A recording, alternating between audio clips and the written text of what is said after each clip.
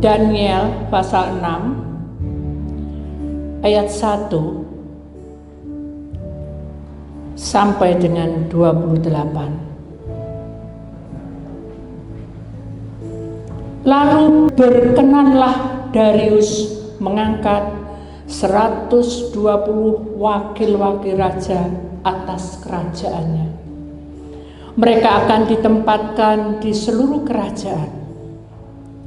Membawai mereka diangkat pula 3 pejabat tinggi, dan Daniel adalah salah satu dari ketiga orang itu. Kepada merekalah para wakil-wakil raja harus memberi pertanggung jawab supaya raja jangan dirugikan. Maka Daniel ini melebihi para pejabat tinggi dan para wakil raja itu, karena ia mempunyai roh yang luar biasa. Dan raja bermaksud untuk menempatkannya atas seluruh kerajaannya. Kemudian para pejabat tinggi dan wakil raja itu mencari alasan dakwaan terhadap Daniel dalam hal pemerintahan. Tetapi mereka tidak dapat alasan apapun atau sesuatu kesalahan, sebab ia setia dan tidak ada didapati suatu kelalaian atau suatu kesalahan padanya.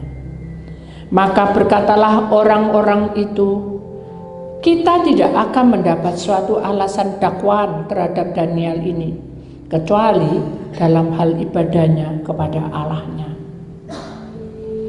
Kemudian bergegas-gegaslah para pejabat tinggi dan wakil raja itu menghadap raja serta berkata kepadanya, "Ya Raja Darius, kekalah hidup tuanku. Semua pejabat tinggi kerajaan ini, semua penguasa dan wakil raja, para menteri dan bupati telah mufakat supaya dikeluarkan kiranya suatu penetapan raja dan ditetapkan suatu larangan agar barang siapa yang dalam 30 hari menyampaikan permohonan kepada salah satu dewa atau manusia kecuali kepada tuanku, ya raja, maka ia akan dilemparkan ke dalam gua singa. Oleh sebab itu, ya raja, keluarkanlah larangan itu dan buatlah suatu surat perintah yang tidak dapat diubah menurut undang-undang orang Media dan Persia, yang tidak dapat dicabut kembali. Sebab itu Raja Darius membuat surat perintah dengan larangan itu demi didengar Daniel bahwa surat perintah itu telah dibuat. Pergilah ia ke rumahnya, dalam kamar atasnya ada tingkap-tingkap yang terbuka ke arah Yerusalem. 3 kali sehari ia berlutut berdoa serta memuji Allahnya seperti yang biasa dilakukannya. Lalu orang-orang itu bergegas-gegas masuk dan mendapati Daniel sedang berdoa dan bermohon kepada Allahnya. Kemudian mereka menghadap raja dan menanyakan kepadanya tentang larangan raja. Bukankah tuanku mengeluarkan suatu larangan supaya setiap orang yang dalam 30 hari menyampaikan permohonan kepada salah satu dewa atau manusia kecuali kepada tuanku, ya raja, akan dilemparkan ke dalam gua singa? Jawab raja, perkara ini telah pasti menurut undang-undang orang Media dan Persia dan tidak dapat dicabut kembali. Lalu kata mereka kepada raja, Daniel, salah seorang buangan dari Yehuda, tidak mengindahkan tuanku, ya raja, dan tidak mengindahkan larangan yang tuanku keluarkan, tetapi 3 kali sehari ia mengucapkan doanya.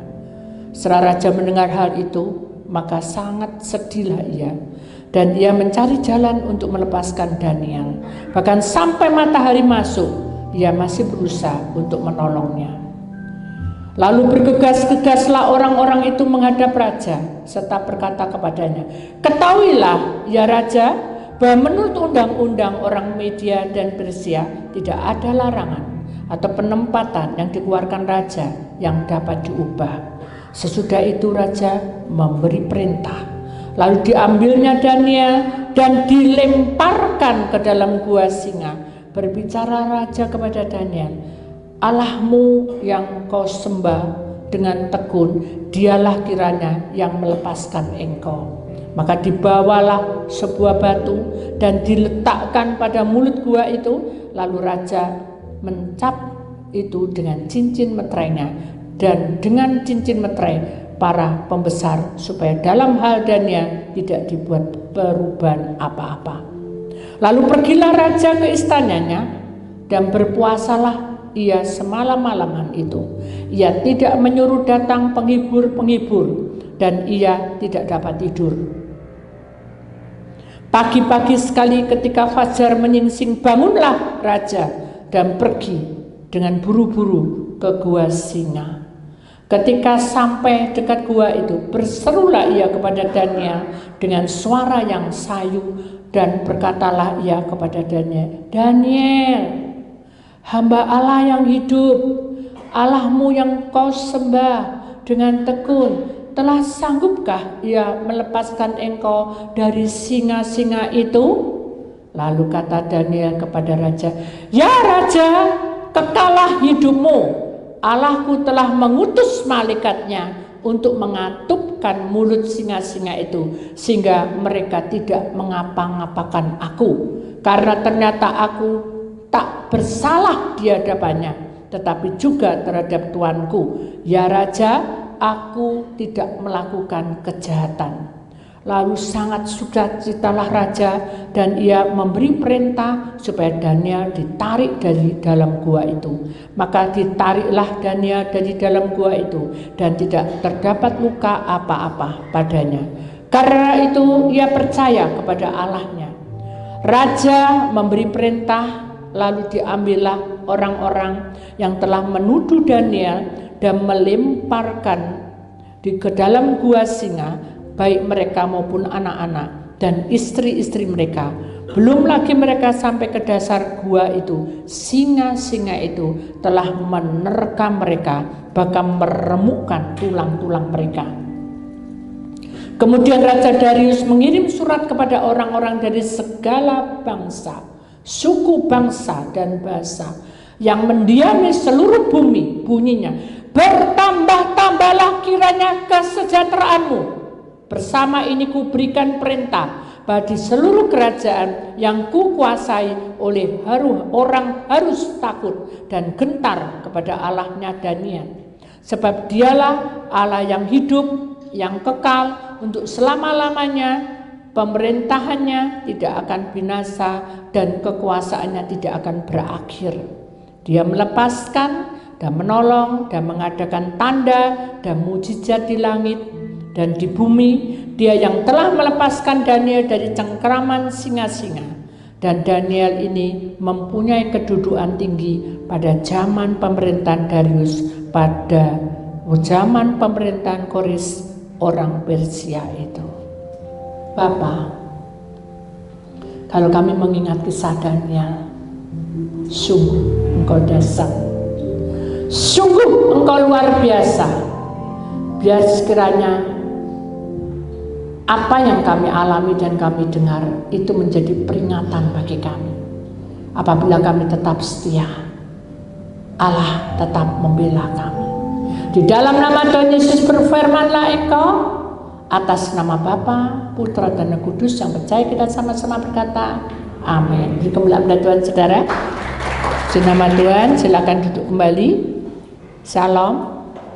Puji Tuhan. Saudara yang terkasih dalam Tuhan Yesus, hari ini kita tetap memiliki tema fenomena malaikat, tetapi dengan judul lolos dari maut. Saudara, kalau kita bicara tentang lolos dari maut, kita tidak seperti Daniel yang masuk di tempat gua singa. Tetapi gua singa itu adalah penggambaran bahwa di dalam dunia ini banyak hal yang kita tidak tahu, dan itu akan menjerumuskan hidup kita menuju ketidakkekalan. Dan itu pasti akan menghalang-halangi masa depan kita, menghalang-halangi kehidupan kita, menghalang-halangi hubungan kita dengan Allah. Itu pasti. Maka itu biar kita sadar dengan kisah Daniel ini, ada satu ayat yang harus kita ingat di sini, Daniel 6 ayat 23. Allahku telah mengutus malaikatnya untuk mengatupkan mulut singa-singa itu sehingga mereka tidak mengapa-ngapakan aku, karena ternyata aku tak bersalah di hadapannya, tetapi juga terhadap Tuanku, ya Raja, aku tidak melakukan kejahatan. Amin. Jadi saudara, Daniel 6 ayat 23 ini adalah ketegasan buat kita, bukti bahwa kita ini betul-betul menjadi anaknya, dan Allah betul-betul mengutus malaikatnya untuk mengatupkan itu menutup mulut-mulut singa itu. Singa-singa itu adalah penguasa-penguasa roh yang tidak kelihatan, dan itu mengganggu jalannya hidup kita, baik keuangan kita, perekonomian kita, keluarga kita, bahkan persahabatan kita, dan juga hubungan kita, bahkan perjodohan atau pasangan suami istri, sehingga mereka tidak tahu apa yang harus dilakukan. Tapi di sini sehingga mereka tidak mengapa-ngapakan aku, karena nama urhim, karena Allah mengatupkan para malaikat itu diperintah, hai malaikat, turun kamu, temui Daniel dan katupkan mulut singa itu supaya tidak menerkam Daniel. Jadi itu penggambaran tentang masa ke depan. Lolos dari maut itu adalah di mana perjuangan kita sebagai orang-orang pilihan Allah. Kita tahu bahwa kita harus belajar untuk memberikan suatu respon dalam hidup kita, bahwa kita punya hubungan dengan Allah, ya. Jangan bilang bahwa enak Bu Titik saya ngomong-ngomong, saya juga tidak bisa ngomong-ngomong dengan Allah, ngomong-ngomong gini, sebicara gini. Tapi Allah menurunkan para malaikatnya dan bicara di dalam hidup kita melewati Roh Kudus, dan itu harus diyakini, itu akan terjadi seperti itu. Jadi mari kita melatih diri kita supaya mulut singa-singa pengganggu yang mengganggu jalannya hidup kita ini akan dimentereh, ditutup dengan darah Tuhan. Kalau tadi Daniel pada waktu ditutup dikasih batu, dikasih mentereh dari Raja Darius, ya, tapi Damas kalau kita ditutup dengan kuasa Tuhan, dengan pementeran dari Allah. Maka itu kita sadar bahwa hidup yang seperti ini, ya, kita harus lolos dari maut. Ya. Orang yang lolos dari maut bukan satu kecelakaan, tabrak itu atau tabrakan, atau kita ditipu orang, bukan, itu pasti. Tapi yang jelas lolos dari maut itu banyak hal. Contoh aja tentang perekonomian, itu juga maut, saudara. Kalau kita tidak punya keekonomian yang bagus, kan itu berbahaya sekali buat perkembangan hidup kita. Kalau kita punya sakit penyakit, itu juga maut, ya. Kita harus lolos dari maut itu. Bagaimana caranya? Di sini sudah ditunjukkan bahwa janji Allah akan mengatupkan mulut dari penguasa-penguasa roh yang mengganggu jalan hidup kita. Lalu bagaimana caranya, Bu? Nah, ini kalau kita pelajari, saudara, kita masukin. Ada satu kesaksian, saudara.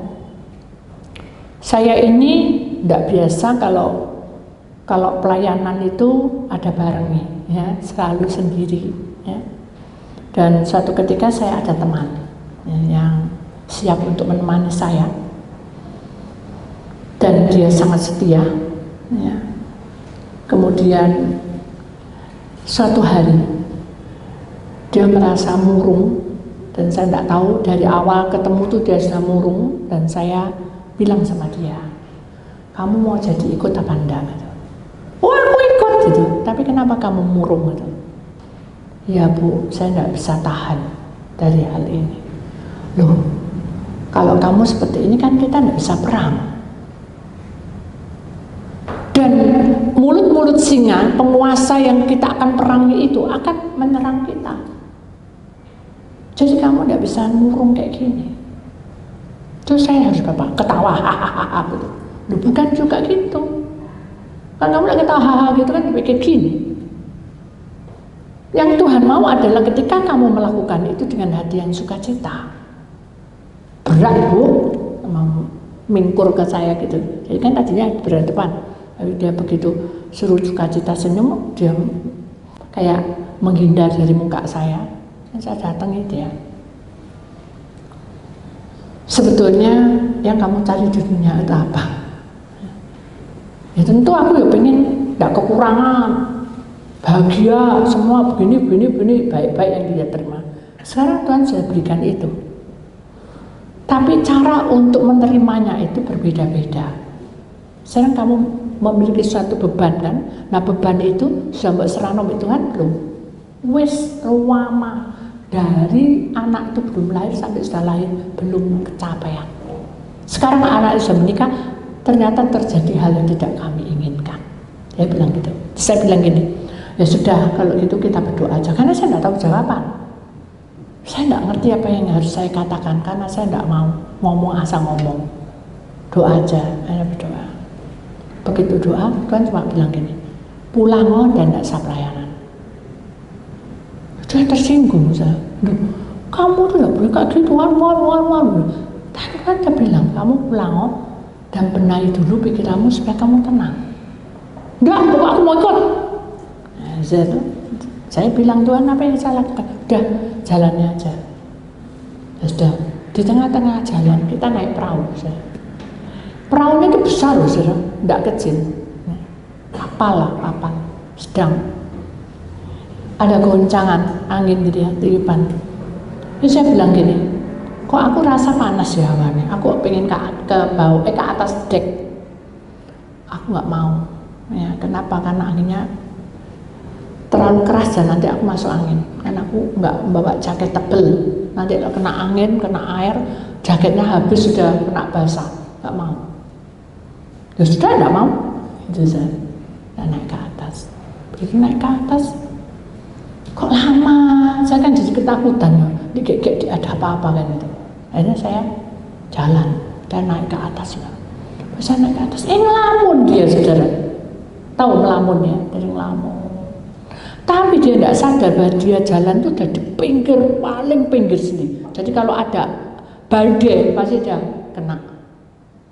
Damai segerama. Pasti Tuhan mengirim malaikatnya. Hei, malaikat turun kamu, temui hambaku dan temui orang itu bahaya. Tapi saya tidak dibilang bahaya, naik kamu. Ada satu gerakan untuk naik. Begitu naik, saya lihat gitu, saya lari kan. Saya tarik dia. Kamu tuh sadar, nggak gini-gini. Aku di mana? Sebenarnya gitu sih. Jadi kalau orang posisi penuh dengan banyak masalah, saudara, kita hati-hati, kita mau itu ada di mana-mana. Jadi saudara harus waspada dan jangan dirundung dengan kemalangan itu. Saudara terus drop, tahu ya? Dia drop, dia benar-benar ngedrop dan saya jadi nggak enak. Jadi saya bilang, saudara, apa kita batalin aja karena bahaya, karena kita masuk di pedalaman. Itu adalah sesuatu yang tidak baik. Ya bukan perdukunan tok, tapi semua roh itu menyerang kita. Pulang aja dah kita gitu. Saya bilang itu tidak apa-apa, kita batalin aja. Dan tetap dia nggak mau. Terus saya bilang, ayo doa. Saya doa, Tuhan tetap bilang kamu harus pulang. Itu saudara. Jadi kalau persiapan kita tidak matang, saudara, Tuhan akan balikkan kita untuk balik, kembali kamu ke tempatmu. Tahu maksudnya kembali? Bukan terus kita, yowes aku tak duduk-duduk diem. Itu kalau secara fisik, tapi secara roh. Kalau kamu dibilang Tuhan bilang kembali, berarti kamu dari awal kamu kembali datang dan sujud kepada Tuhan, memohon agar Tuhan urapi kembali hidupnya. Tahu maksudnya saya? Jadi kalau kembali itu berarti saudara harus pembenaran lagi hidup, pembaruan lagi dari awal. Nah, sekarang ini kan kita bisa doa, puasa, masuk dunia roh. Tapi kalau Tuhan bilang balik, kita bisa masuk dunia roh. Dia akan tinggal dan dia akan doa sendiri sampai Tuhan tentukan kita balik lagi ke dalam dunia roh. Nah itu maksudnya. Jadi bukan kita yang menentukan, tapi Tuhan yang sudah menentukan bahwa kamu harus begini, kamu harus begitu, kamu harus begitu. Akhirnya saya bilang gini, Tuhan, ini orang cek keras gitu. Karena Tuhan sudah bilang balik, orangnya tetap nggak mau. Apa yang harus saya lakukan? Ya sudah mentrenai. Saya bingung. Apa gunanya ya mentren? Saya bingung, mentren dengan pengurapan. Saya bilang gitu. Tuhan tidak jawab langsung, wah gitu enak. Saya diam. Tuhan tidak dengar, tidak Mas bukan tidak dengar maaf. Tuhan tidak jawab, saya juga ya sudah. Tuhan mentai, ya saya harus mentai. Sini tak mentai kamu. Sudah diurapi kok sudah menemomel ya. Sudah diurapi kok sudah mentai. Sudahlah, kamu nurut toh. Ya, dimentai atas nama Bapa, Putra dan Roh Kudus. Disucikan dengan darah pementaian terjadi. Dan tidak ada apa-apa. Nah, kita pergi, akhirnya masuk ke hutan. Udah masuk, wah, ini pohon kok punya mata semua. Saya dalam hati saya gitu. Terus saya lihat dia, gak ngelamun dia. Sini kamu deket sama aku aja. Apa kamu tak kasih tali? Saya takut kalau dia ngelamun dan tak tarik gitu aja. Tapi dia nggak mau. Aku kayak anjing ya. Enggak, aku nggak mau. Ya udah, kamu deket sama aku. Ya. Udah kamu mbak minyak ini aja. Ya. Udah. Ketika kita masuk di dalam itu ada pintu masuk ke hutan, ada pintu yang lebar lagi dan sempit. Katanya orangnya gitu. Jadi kita pintu lebar tenang, pintu yang lebih lebar itu tenang. Tapi pada waktu pintu yang sempit, tidak gelap saudara, tapi tidak enak auranya. Jadi kalau saya lihat cara roh ini terus gini, kayak ada sesuatu yang bergerak. Jadi saut-sautan ke sana ke sini. Terus saya bilang gini, kamu siap? Kalau tidak siap kamu tinggal di kapal aja.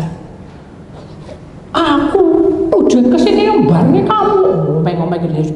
Itu keegoan dia. Orang itu bisa lolos dari maut kalau kita tidak ego. Tapi orang ini ego sekali. Dan dia mau, aku boleh. Sudah terserah. Tapi aku mau kamu jangan jauh-jauh. Ya. Bilang kalau kamu butuh aku. Begitu. Kalau secara logika, kamu dulu setengah aku itu khawatir mbak kamu, tapi kamu tidak mau ngerti aku, itu intinya gitu. Tapi kita tidak bisa apa-apa, tidak boleh berdebat. Ya sudah, kita lewat. Seperti Daniel ada apa-apain diem. Kita harus belajar seperti itu, saudara. Belajar, saya juga belajar. Ya, aku harus siap ya. Sungguh saya waktu melangkah 1, 2, dia diem gini, dingin. Padahal saya nggak merasa apa-apa, tapi dia sudah kok dingin. Saya kan takut dia pingsan. Saya bilang, kamu nggak selimut tak, nggak apa-apa enggak. Terus akhirnya yang ngundang itu, ini aku punya mantel bawaan naik.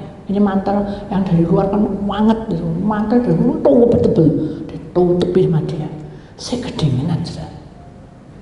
Tutupin lagi punya anak-anak. Saya kedinginan sudah. Baik, sudah 3 mantel, saya kedinginan. Enggak beres toh.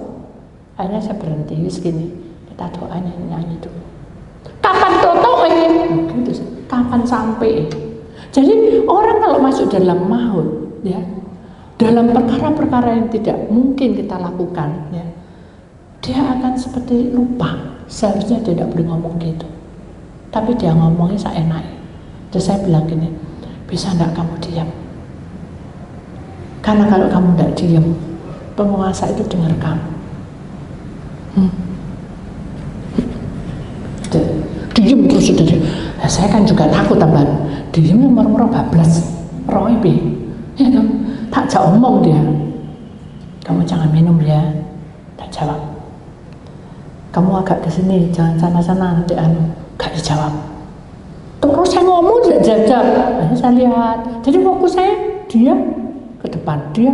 Akhirnya roh Tuhan berkata, turun kamu, malaikat 2 jaga itu orang tuh mengganggu. Tungguan dikirim malaikat. Saya kaget, ketika terang tuh masuk ke tempat orang ini. Loh, kok ada terang kak ini? Tuhan, apa yang terjadi? Tuhan buka kronologi, sudah, kamu ojo bingung orang ini, jangan bingung. Aku jaga dia. Tak lihat. Ya benar, ada malaikat kiri kanan. Ya sudah, kayak siapa?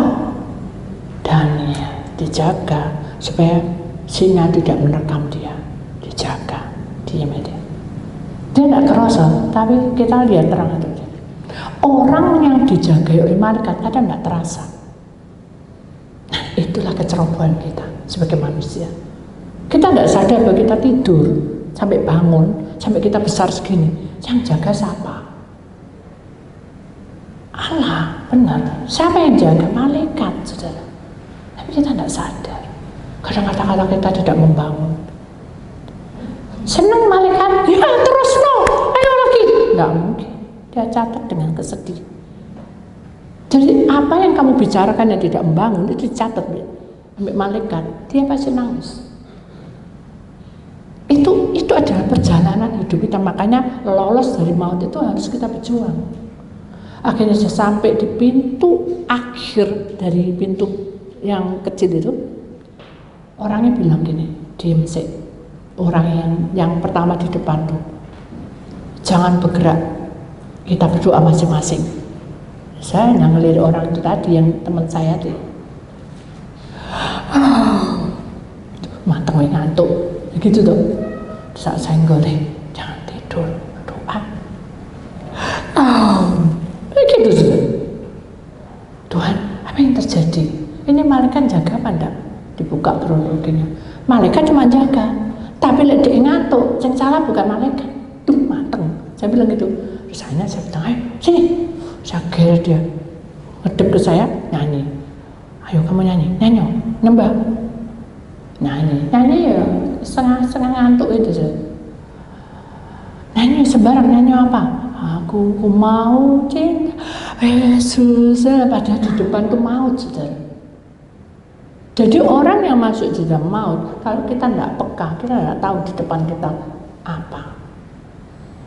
Begitu orang itu tadi bilang, kamu nyanyi boleh, tapi ojo ngantuk yo, gitu loh. Terus orang itu tadi membawa minuman, tidak tahu apa tuh. Tapi Tuhan bilang jangan kasih minum. Hah? Ini Tuhan nolai, mateng, kan tidak enak. Dikasih, suruh minum katanya. Tapi bukan saya, orang ini, teman saya. Ini tak Warno. Akhirnya si teman ini tadi tiba-tiba mengambil sakunya dia dan bilang, aku bawa kopi dewek. Tuhan yang memberikan perintah. Pasti malaikat eling no, ya inget no, kopinya itu ambil dan minum, dia habisin. Orangnya jangan ngasih no. Loh, aku sudah kenyang ya Pak. Tuhan itu banyak cara. Amin. Jadi kalau hal yang tidak pas, kalau kita berdoa pada Tuhan, Tuhan pasti buka jalan dan Dia beri jalan yang terbaik. Amin. Harus kita imani, kita harus belajar ke situ, saudara. Kita tidak boleh sebagai pendengar saja, tapi kita masukkan di dalam praktek hidup kita. Amin. Amin. Kok sedikit? Amin. Amin. Kita harus siap, saudara, karena orang yang lolos dari maut ini harus berjuang dan berkorban. Apapun yang terjadi. Saya dari minum, saya barulah dia nggak tahu kenapa tiba-tiba sudah keluar, cepetan keluar. Ya, saya kan bingung, kok keluar sih? Kan bingung, semua lari semua, saya yang bingung. Kenapa ya? Terus bapak yang tadi bilang cepetan masuk. Terus bapak bilang keluar, saking goboe. Nah, tapi kan mereka tahu, ya kan saya nggak tahu bahasanya keluar masuk, kan nggak tahu. Udah, apa yang saya lakukan? Sudah masuk aja, masuk ya. Bukan masuk orangnya bengong. Yang orang tadi keluar masuk aja. Pak, saya bingung loh, karena kan dia yang tahu jalan. Pak, gitu. Kenapa? Saya tadi lihat ibu masuk, ada malaikat besar katanya. Malaikat kok besar dalam hati saya gitu, tapi tidak tahulah itu kuasa Tuhan. Saya percaya itu kuasa Tuhan, karena hati saya tidak mengalami suatu ketakutan apapun. Jalan, sinarnya besar Bu. Saya baru tahu ini malaikat itu kayak gitu. Saya bilang, Pak, malaikat itu macam-macam. Ya. Yang penting adalah ketika kita percaya berserah pada Tuhan, Tuhan pasti mengirim bala tentaranya untuk menjaga kita. Iya, saya dulu tidak percaya hal-hal seperti ini. Ya, kayak Gehazi kan, ya, pembantunya siapa? Yang hamba Tuhan itu Elisa, ya. Dikepung, bangun ya, Elisa lagi tidur, mereka lagi doa, bangun, itu ada musuh datang. Saya tetap tenang berdoa, karena tidak ada perintah dari Tuhan. Begitu dia berdoa, amin, dia mukanya ditutupi anduk karena keringatan. Apa sih Gehazi? Itu tak. Aduh, kita mati, ayo kita lari. Kenapa? Itu musuh sudah ada di sana, itu sudah datang mau nangkep bapak. Ayo cepetan lari. bala tentaranya banyak sekali tentaranya. Enggak apa-apa, ayo kita doa. Cuma doa senjata, bilang gitu. Gehazi enggak percaya Tuhan, dia hanya pembantu. Ya udah, karena dia takut mati, dia berdoa. Di saat dia mengalami maut, dia percaya. Ya. Kalau dia tidak percaya, dia tidak akan bisa melihat penglihatan itu.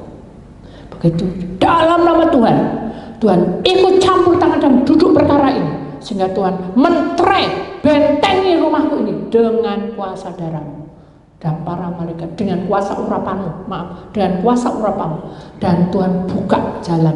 Allah bersabda dan memberikan kuasa. Amin. Cuma garuk-garuk gini. Amin, garuk-garuk. Gimana? Ini gimana? Sudah, Gehazi jangan takut, tentara Allah sudah maju, malaikatnya perang sudah. Udah buka jendela, nggak ada siapa-siapa. Cuma tentaranya musuh datang. Bagaimana nih Pak? Damai dah. Doa buka singkapkan yang terselubung. Nah ini saudara.